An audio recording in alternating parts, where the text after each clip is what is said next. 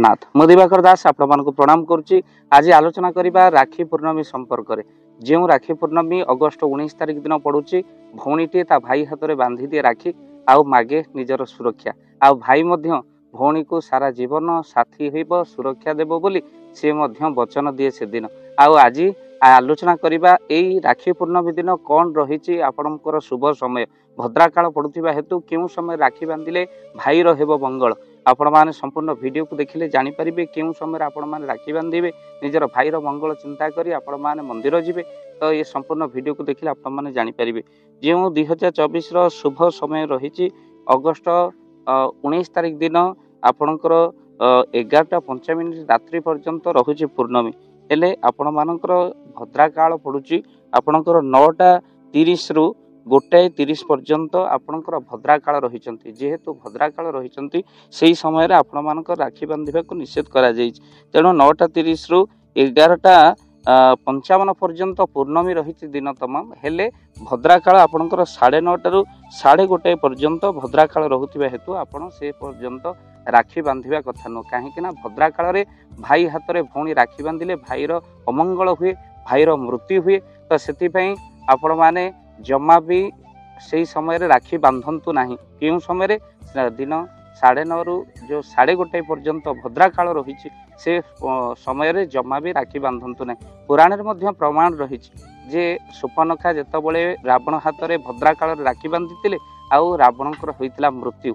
ये पुराण कथा। भद्रा होती किए ना शनिंकर भौणी होती भद्रा।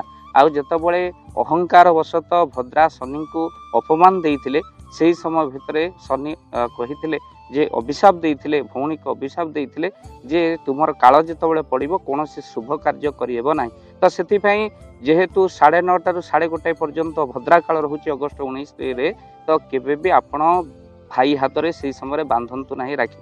1:30 पर आपण मैंने राखी बांधि पारे कहीं 11:55 पर्यंत रही आपणकर कौन ना पूर्णमी रही। तेणु जेहेतु 19 तारिख दिन आपण मैंने यही समय जो कथा आम कहलु 9:30 पर्यंत। तेणु 9:30 रु आरंभ हो दिन 1:30 पर्यंत भद्राकाल रही हेतु आपण केबे भी भाई हाथ में राखी बांधतु ना। आ से दिन नियम रही आपण केबे भी कला वस्त्र पिंधतु ना। घीओ दीप लगे भाई को वंदापना करंतु। राखी बांधिबा समय रे भाईर मुख जमी पूर्वर आ बांधिला वाला जे भौणी सी पश्चिम मुख कर राखी बांधिले तार अतिशय शुभ होता है।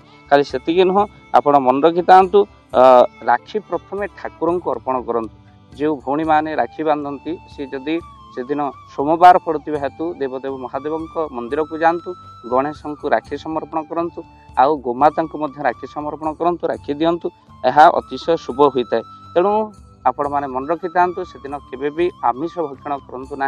अनेक जो पियाज रसुण खाती किंतु सात्विक आहार करिवार आवश्यकता आज। जेहेतु एत बड़ सुंदर दिनटी आम से दिन बलभद्रंकर जन्म रही।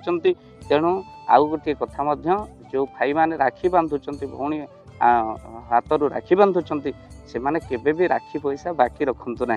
आउ कह जाए राखी पैसा बाकी रहिला बिल्कुल रखिबा कथा नुहे। आउ केबे भी भौणी को आपण ये 3टी उपहार दिंतु ना। प्रथम उपहार केबे भौणी को चप्पल उपहार दिंतु ना, केबे रुमाल उपहार दिंतु ना, भौणी को केबे भी दर्पण उपहार स्वरूप दिंतु ना।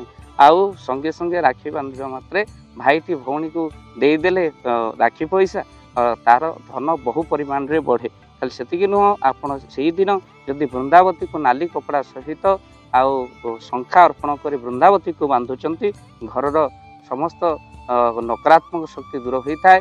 आउ आपणकर माँ वृंदावती शुभ दृष्टि आपण घर उपर पड़ी है। तो निश्चिंत भाव में आप से दिन नाली कपड़ा रे शंखा बांधी माँ वृंदावती को निश्चिंत भाव में पिंधत। हाँ जो प्रश्न थिला आपण मानकर जे आर वर्ष तो भद्राकाल पड़ता हेतु आम मैंने भाई हाथ में राखी बांधार शुभ समय देखिलु। तो से आप वीडियो प्रस्तुत करूँ ए समय कौन रही वर्ष। तो आप मन रखी था 9:30 रु 1:30 पर्यंत भद्रकाल रही हेतु केबे भी भाई हाथ में बांधतु ना राखी, जहाद्वारा भाईर अमंगल होता है। ये वीडियो को बहु मात्रा शेयर करूँ।